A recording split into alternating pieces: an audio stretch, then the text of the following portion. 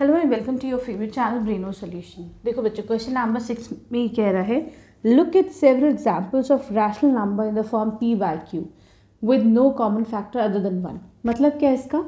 देखो हमारे पास बहुत सारे रैशनल नंबर के एग्जांपल्स हैं, जैसे कि तुम ले लो 2/5, 3/5, ठीक है, कुछ भी ले सकते हो। 7/2 क्या है कि जो न्यूमरेटर और डिनोमिनेटर होता है ये किस फॉर्म में? पहले तो ये p/q के फॉर्म में है, ठीक है। इनका जो कॉमन फैक्टर होगा वो 1 के अलावा कुछ नहीं होता, वरना तो वो सिंपलेस्ट फॉर्म में नहीं होगा, ठीक है। अब देखो 2 और 5 का कोई कॉमन फैक्टर है तो 1 है, ऐसे 3/5 का भी 1 है, ठीक है। क्लियर? ये वाली चीज़ समझ में आई।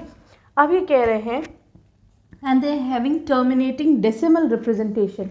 अगर मैं इसको बेटा देखो डिवाइड करती हूँ तो इसका जो भी आंसर होगा वो क्या होगा? टर्मिनेट ख़त्म हो रहा होगा। जैसे कि डेसिमल लगाओ, 0 लगाओ, 20, 5 4 जार 20, ठीक है। तो इसका आंसर क्या आ गया बेटा? 0.4 आ गया। तो ये टर्मिनेट हो रहा है, ये ख़त्म हो रहा है। उसी तरीके से इसका आंसर देखो जरा सा क्या हो जाएगा?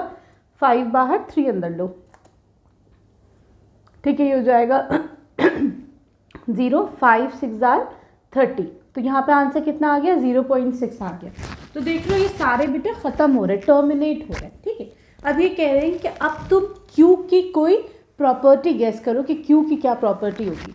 तो देखो बेटा हम एक चीज़ ये देखते हैं कि यहाँ पे देखो 5 के ऊपर जो पार है वो कितनी है? 1 है। यहाँ पे 5 के ऊपर पार कितनी है? 1 है। उसी तरीके से यहाँ देखो 2 के ऊपर पार कितनी है? 1 है, ठीक है। कुछ और भी लोगे तो हो सकता है भाई अगर तुम ले लो 7/8 ले लो, ठीक है। क्लियर है? यहाँ पर 2 की कितनी पार है? 2⁻³ है, ठीक। तो मैं ये देखती हूँ बेटा कि जो भी रैशनल नंबर होगा उसके साथ जो Q होगा, Q की जो पार होगी ना वो क्या होगा? 2⁻m है ना, या फिर 5⁻m, वो इसी फॉर्म में होगा। देखो यहाँ पे m की वैल्यू क्या है? 1 है ना। यहाँ पे m की वैल्यू क्या है? 1 है। यहाँ पे क्या m की वैल्यू? 1 है, ठीक है। और जहाँ पे 2, भाई यहाँ तो 2 नहीं है, इसका मतलब यहाँ पे 2⁻0, 2⁻0 तो 1 ही होता है, ठीक है। क्लियर है? तो हमें एक बात तो पता चल गई कि जो भी रैशनल नंबर्स होंगे उनके साथ 2 और 5 की पार जो है वो m 2m और 5m की फॉर्म में ही होगा, ठीक है। क्लियर है? आ गया समझ में? अब आ जाओ क्वेश्चन नंबर 7 पर।